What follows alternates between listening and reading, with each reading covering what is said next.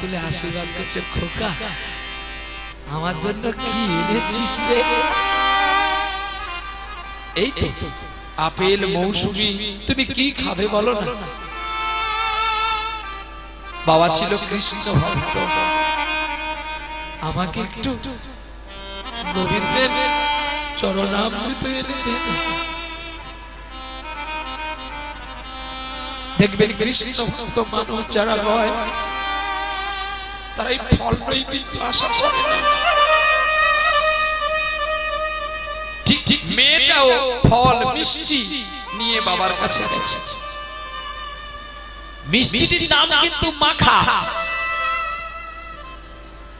আমরা প্রত্যেকেই কিন্তু মাখা। বলে কি করে মাখা? দেখো হিসাব, একটা ঠোঙার মধ্যে দেখবেন যেই জিনিসের দাম বেশি সেইগুলোই দোকানদার কম করে দেয়। বলে কি করে বাবা? যদি কোনো দোকানদার থাকেন অপরাধ ক্ষমা। মাখার সন্দেশ তো 300 টাকা 400 টাকা কিলো, তাকে তো এমনি পলিতে ওজন করে দিলে হয় না, একটা ভালো কাঠ কাগজের ঠোঙা করেছে, আর ঠোঙার উপর একটা পাতলা কাগজ দিয়ে মাখাটা দিয়েছে। ঠোঙাটা 10 গ্রাম, মাখা নিয়েছে 100 গ্রাম, বাদ কত গেল? 10 গ্রাম, আসলো কত? 90 গ্রাম। হিসাবে কিন্তু ঠোঙা নিয়ে 100 গ্রাম। আপনারা যা কিছু ওজন করবেন হিসাব করে দেখে নেবেন। বলে লেখা আছে প্যাকেটে কিন্তু 100 গ্রাম, ওজন করে দেখুন আছে কিন্তু 90 গ্রাম। ঠোঙা সহ 90 গ্রাম সিল করা আছে, কোনো কথা চলবে না। এই করেই তো পৃথিবী ধ্বংসের পথে চলে যাচ্ছে। এখন মাখা নিয়ে ছেলে যাবে, মেয়ে যাবে কোথায়? বারাইপুরে বাবার বাড়ি। তো এই যে যাচ্ছে, বাসে উঠেছে, তো বাসে ঠেলাঠেলি হতে হতে ওই মিষ্টির ঠোঙাটা থেতলে গেছে, আর ঠোঙার সঙ্গে মাখা মাখা মাখি হয়ে গেছে। নিয়ে এসে মা বাবার কাছে বলছে, বাবা এই যে মাখা, মাখাটা খেয়ে নাও বাবা। বাবা বলে, খোকা তুই আমার জন্য এনে যদি তুই বলিস মা খাও, আমি কি করে খাবো? ঠিক তেমনি আপনাদের এখানে দেখতেছি মালসা দেওয়া হয়েছে ভগবানকে, ঢাকা দেওয়া আছে, কিন্তু উপরে টোকন লাগানো আছে। তাহলে ভগবান খাবে কি করে? আপনার নাম যদি লেখা থাকে, ভগবান যেটাই খেতে যাবে আপনার নাম লেখা। ভগবান বলে আমি খেতে গেলে মার খাও বাবা, আমার দরকার নেই খাও। ঠিক দেখুন হিসেবটা দেখুন, ঠোঙায় কিন্তু ঠোঙা মাখামাখি হয়ে গেছে। ঠোঙাটা কি ঠোঙা জানো? এই সংসার রূপী ঠোঙা। আর মাখা হচ্ছে মিষ্টি। যাকে যখন দিতে পারবেন তার কাছে মিষ্টি, আর যাকে যখন দিতে পারবেন না তার কাছে তেতো। রাধে রাধে। কি গো, হিসেবটা সত্য তো? যখন আপনি কাউকে দিবেন, প্রতিদিন ভালো মন্দ খাওয়াবেন, তখন সে আপনার সবকিছু কাজ করবে। আর যখন দেওয়া বন্ধ হয়ে যাবে, তখন ওই মানুষটা তোমার নিন্দা করবে। মানুষ তো স্বার্থের দাস না। স্বার্থ যেখানে মানুষ আছে সেখানে স্বার্থ নাই, মানুষের আর আশা। চৈতালি চাঁদি চৈতালি চাঁদি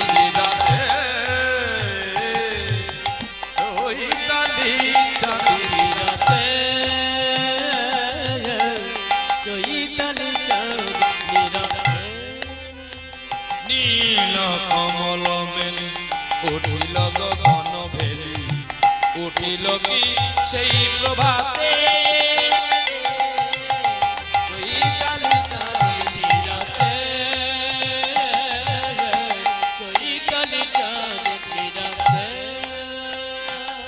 বাবা তুমি খাও, সংসার ঠোঙা মাখারূপী আমরা। ঠোঙার সঙ্গে যেমন মাখা মাখামাখি হয়ে গেছে, আমরাও প্রত্যেকে সংসারের সঙ্গে বেশি মাখামাখি হয়ে গেছে। তার মধ্যে এখনো ফোন এসে আরো বেশি মাখামাখি। যেটুকু আমরা ডিউটি করি ওইটুকু ফোন হয় না, আর ডিউটি শেষ হয়ে গেলে শুধু তুমি কেমন আছো, তুমি কি খেয়ে, আরে একবারও বলে না তো আমার বাবা কেমন খেয়েছে, আমার বাবা কেমন আছে। বাবা মা চিন্তা করে কি হবে, বউ এখন আসল গুরু, বউর পা ধুয়ে জল খাবি যা। আরে 24 ঘন্টা শুধু বউকে ফোন আর বাবা মাকে ফোন। শাশুড়ি এলে পড়ে থাকে তাদের পায়ে, গুরু এসে নয় না মাথা পাছে তেরি ভেঙে যায়। আহা মরি হায় হায় ছিড়া বস্ত্র মায়ের গায়ে। কথাটা বোঝা গেল নাচতে বলছে বাবাকে প্রণাম করলে তেরি ভেঙে যাবে, আর শ্বশুরকে প্রণাম করলে স্ত্রী যে আমাকে ভালোবাসে। শ্বশুর শাশুড়ি আসলে পড়ে থাকে তাদের পায়ে ষষ্ঠাঙ্গে ভূমিষ্ঠ। আপনাদের এখানে যে দণ্ডি টন্ডি ভাঙা হয় তো, এখানে দণ্ডি হয়, হ্যাঁ ধুনা ঝাট হয় হয়তো, আরে কম হোক বেশি হোক তো হয়, প্রতিটা হচ্ছে। আপনাদের এই দক্ষিণ চব্বিশ পরগনায় একটা জিনিস ভালো লাগে কি, যে 364 দিন পরে যে ভগবানের কাছে আপনারা আত্মসমর্পণ করেন, দণ্ডি ভেঙে ভেঙে এসে ভগবানের কাছে আত্মনিবেদন করেন এবং আগুন নিয়ে আপনাদের মনের কুবাসনাগুলোকে ধুনোর ঝাঁটি দিয়ে পুরান। বাহ, এটা শুধু আপনাদের এই দিকে দেখা যায়, অন্যত্র কোনো দেখা যায় না। বাঁকুড়া টাকুড়া সাইডে মাঝে মধ্যে দেখা যায়, আর অন্যত্র দেখা যায়। ভালো লাগে এগুলো পূর্ব প্রাচীনতম কথা, এগুলো পূর্ব প্রাচীন। আরে মনের ময়লাটাকে ভালো করে পড়, না হলে গোবিন্দের কাছে যাবি কি করে? আর এই ধুনা ঝাড় যখন দেয় তখন গোবিন্দের কাছে কাঁদতে হয়, এমনি বসে থাকলে হবে না, গোবিন্দের কাছে ভাবতে হবে, ডাকতে হবে, তবেই তার কৃপা পাওয়া যায়। এখন হয়েছে কি, মিষ্টি নিয়ে গেছে, এই যে পড়ে থাকে তাদের মানে বাবা মাকে প্রণাম করা ভুলে গেছে, যেই শ্বশুর শাশুড়ি এসেছে তাদের পায়ে ভূমিষ্ঠ প্রণাম। রাধে রাধে। স্ত্রী বলে যাও, আমার স্বামী আমাকে গালি দেয়, যাই করুন আমার বাবাকে তো প্রণাম করছে। এখন মা কি ইনজেকশন দিচ্ছে, যাক এতদিন পরে তুই আমার জামাইটাকে হাতের মুঠোয় করতে পারছিস। কোন ঘরের মেয়ে আমি, আমার মেয়ে তুই কথা শুনবি না, আরো ভালো আজকে দিয়ে যাবো, দাঁড়া দিলে ও আর কোনো দিকে ঘুরু করতে পারবে। এবারে জামাই বলছে বাবা তুই খুব ভালো শোনা আমার বাবা, তাহলে কাজকর্ম ভালো চলছে? হ্যাঁ মা ভালো চলছে। তোমার বাড়ির সকলে ভালো? হ্যাঁ। তোমরা বসো, আমি একটু আসছি। স্ত্রীকে কি বলছি, কি গো চিংড়া আনবো না, ভেটকি আনবো না, কি আনবো? ভালো করে ভালো দেখো আমার কাছে পয়সাটা একটু কম আছে, জান আমি দিচ্ছি, তুমি আমাকে দিয়ে দেবে কিন্তু পয়সা। স্বামী বললো ও আবার কবে রোজগার করেছে রে বাবা? হ্যাঁ এই হিসেব বরাবর আছে, ও যে জামা তুলে দিত কাজ করে এসে তার বের করে দিত, তবে বেশি নয় কম, কিন্তু আমাকে দিয়ে দিতে হবে। সবই তো দিয়ে ফেলেছি গো কমলা, আর কি তোমায় দিতে বাকি রেখেছি? রাধে রাধে। বাবা মা ভাবছে তাহলে ছেলে যাচ্ছে মানে ভালো জিনিস কিনতে, আমরাও পাবো। রান্না বান্না করে শ্বশুর শাশুড়িকে খেতে দিচ্ছে, ছেলে বলতেও পারছে না যে আমার বাবা মাকে একটু দাও। বাবা মা আশা করে করে করে করে বুড়ো বুড়িকে বলছে, বুড়ি আর কতক্ষণ লম্ফরে তেল পুড়িবি রে, কতক্ষণ আর তেল পুড়িবি? বুঝবি বাপের কথা সেদিন, আজকে ছেলে বৌমাকে খেতে দিচ্ছিস তো, না লম্ফের তেলটা যখন ফুরিয়ে যাবে না পড়ে থাকবি। ছেলে বৌমা খাচ্ছে, বুড়ো বলছে বুড়ি পালিয়ে আয়, ওদিকে আর দেখিস না, দেখলে অনেক কষ্ট হবে।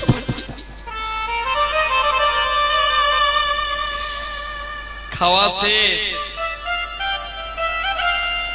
আর কিচ্ছু নেই। ছেলে বলে ফেললো, কি গো আমার বাবা মাকে দিয়েছে সর্বনাশ, তুমি তো একটু মনে করে দেবে। এমন একটা অভিনয় করলো, মনে হয় যেন বীণা দাশগুপ্তা নট্য কোম্পানি থেকে এই বেরিয়ে গেল। দেখো দেখো জেগে আছে না ঘুমিয়ে গেছে? যদি ঘুমিয়ে গেছে দেখো না, কালকে তখন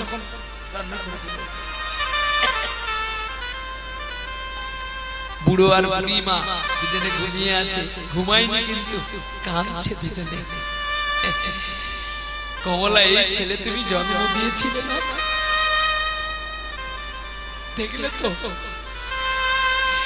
আমরা এখন কুকুর হয়ে গেছি গো। বাবা বাবা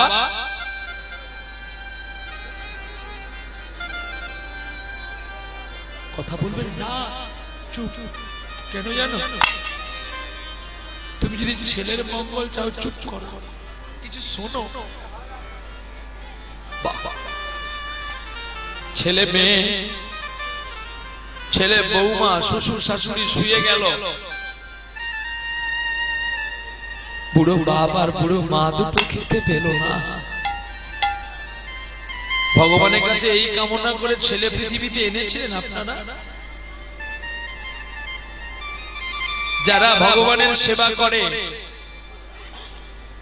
তারা কোনোদিন ভগবানকে পাবে না যদি বাবা মার সেবাটা না করে। আরে বাবা জানেন আসল বাবা মা হচ্ছে আসল ভগবান, আর বাবা মাই আসল ভগবান।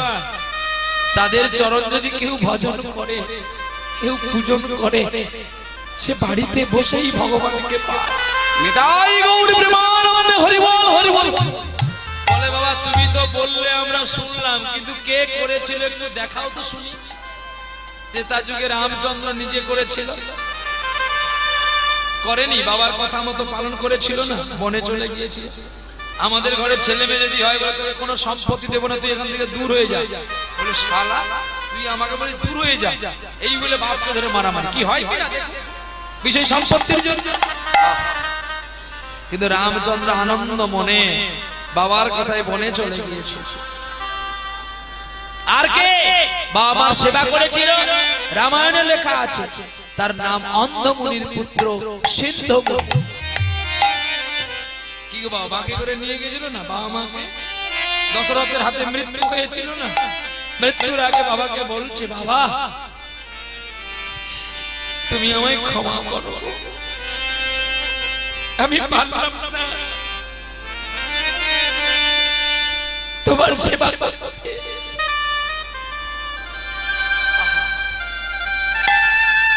আমার আশার আশায় দিনই চলে যায়,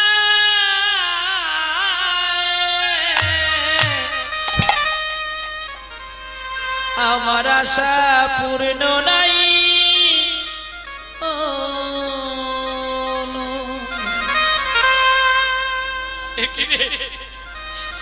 তোর কি হয়েছে বাবা?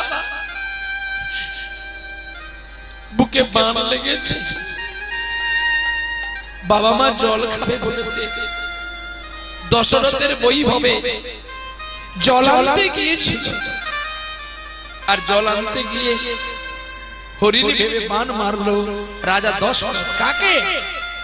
ওই অন্ধমুনির পুত্র সিন্ধুকে। আর কেঁদে কেঁদে বলছে, পার কর গো পারের কান্দাদি, অমরে পরে কর গো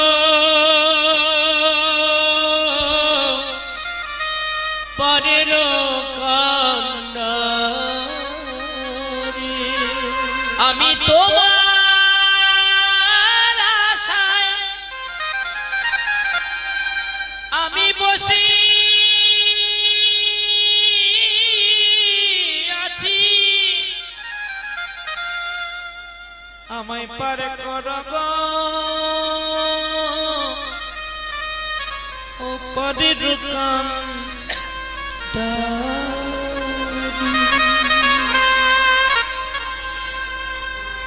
এক ধাক পার করো তুমি আমার, পার করো গো পার করো গো বলতে বলতে। আর এদিকে পার করো গো বলছে কে?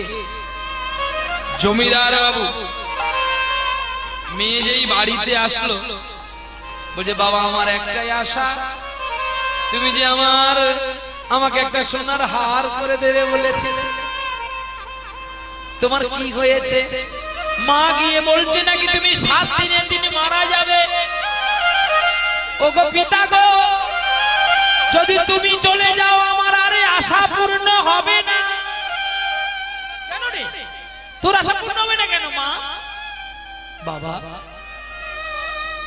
তুমি আমার বাবা, তোমার কাছে যেটা আমি চাইতে পারবো সেটা কি দাদাদের কাছে আমি চাইতে পারবো না? তারা দেবে?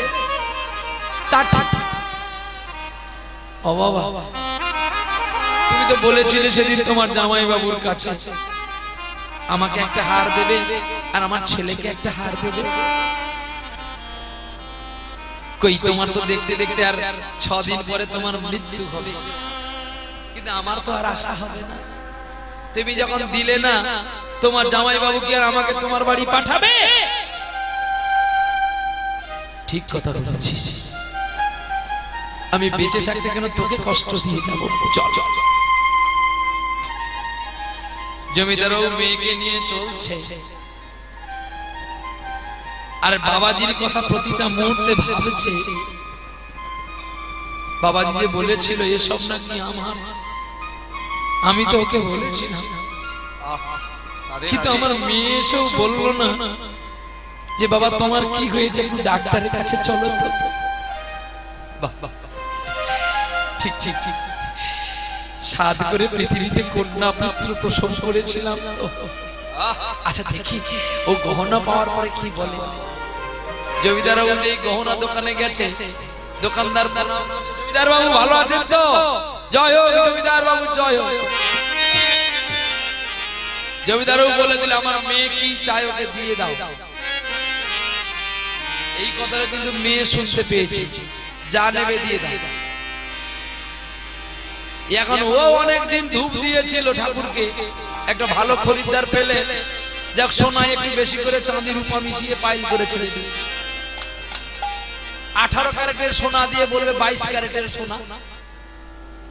চলছে তো এখন পৃথিবীতে। বলছে আমার হলমার্ক, আমি স্ট্যাম্প দিয়ে দিলাম, আমার কাছে নিয়ে আসবে। কেন? তোমার যদি সরকারি স্ট্যাম্প লাগানো আছে তাহলে অন্য দোকানে গেলে কেন নেবে না? নেবে না। এখানে সোনা দোকানি কায়দা আছে। বলে আমি যখন করাত দিয়ে কেটেছি, তুই আমার কাছে আয়, তোকে আরেকবার কাট। নাম স্বর্ণকার, থাকলে অপরাধ ক্ষমা করবেন। সত্য যুগেরই কথা যে মায়ের সোনা চুরি করে তাকে বিশ্বাস করবেন। ডাক্তার নিজে খুন করবে আর আপনাকে বলে বন্ড পেপারে সই করে দেবে। উকিল প্রতিদিন ঘুম থেকে উঠলে ঠাকুরকে ধূপ দেবে আর বলবে ঠাকুর আমার মুখ দিয়ে একটা সত্য কথা না বের হয়, তাহলে কিন্তু রুগী মারা যাবে। শুনলে হয়তো আপনার পানে লাগবে। আরো একজন আছে ব্রাহ্মণ, সে সকালে ঘুম থেকে উঠে বলে ঠাকুর প্রতিদিন যেন মানুষ মরে, আমি যেন শ্রাদ্ধ করতে যাই আর পালঙ্ক যেন পাই, অপরাধ ক্ষমা করবেন যদি থাকেন এখানে।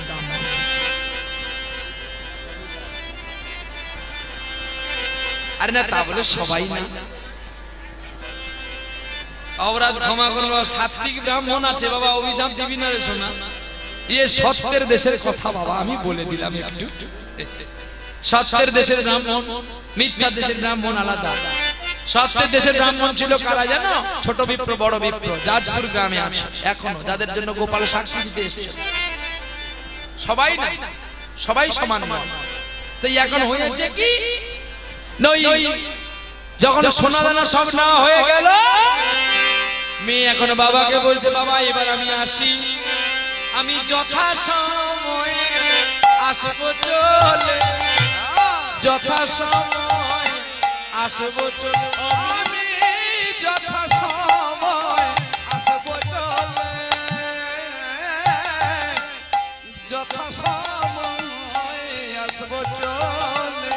যথা সময় মানে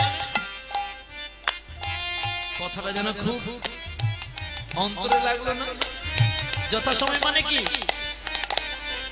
মরণের খবর বলে কন্যা আসবে আমার ঘরে, মরণের খবর আসবে ঘরে, ওগো বলে গেল আমার গোচর। সত্যি তো, এরা তো কেউ আমার নয়। আর দিকে স্ত্রী কাঁদছে, আরে কি হয়েছে তোমার? আমি বলি আমার জ্বালা, তোমার কি হয়েছে? তুমি তো মেয়েকে অনেক কিছু দিলে, আমি অনেক দিন থেকে বলেছিলাম একটা হাগর মুখ বালা করবো, সেটা বোধহয় আমার জীবনে আর হবে না। তুমি তো আর 6 দিন পরে মারা যাবে।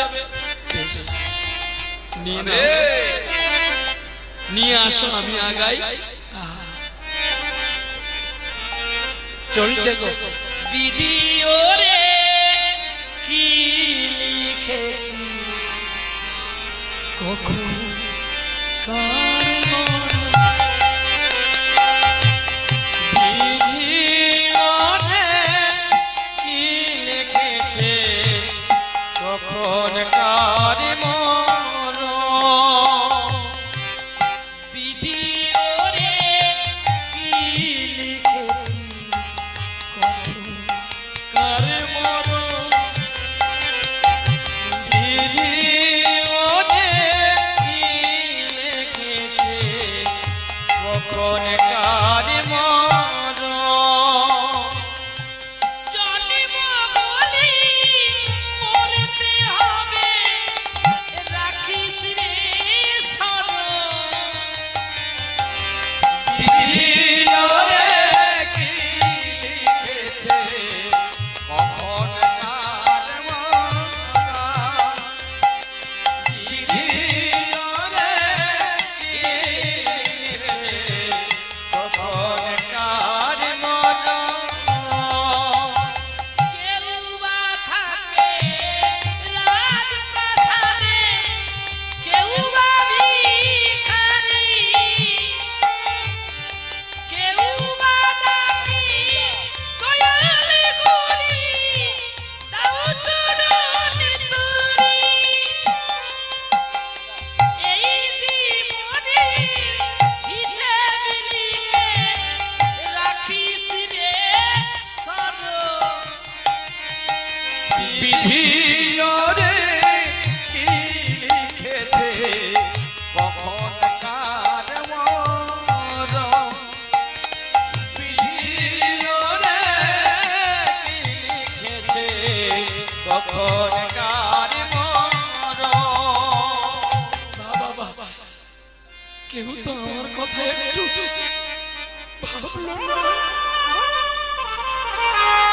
আমার মেয়ে আমাকে বলে গেল যথা সময় বা শানুকা বা মেয়েরাই পরের ঘরে চলে গেছে, তুমি তো আমার, তুমি আমার দিন গুনছ, আমি কখন কখন চলে যাব না। বাবা বাবা, হে দয়াল, 7টা দিন বাদ দিয়ে যদি আজকেই আমার হয়ে যেত, আরে আমি শান্তি পেতাম। রাধে রাধে। আমার মনটারে বলি, এই জীবনে দাগা ছাড়া আর কি পেলি রে?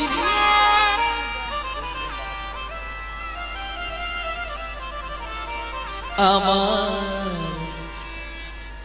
মনটারে বলি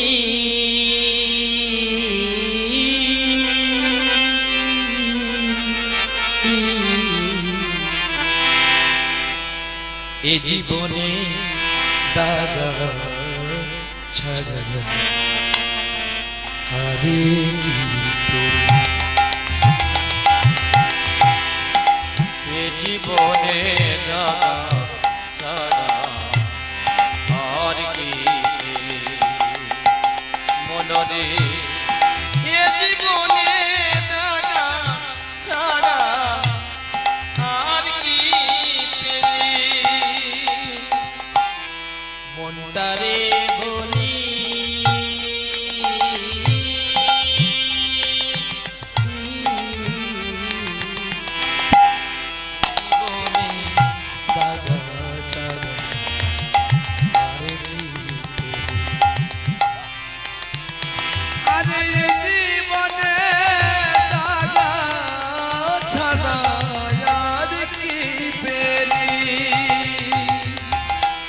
সুখ পেলি না সংসারেতে, সুখ পেলি না মনে, সারা জীবনে কেঁদে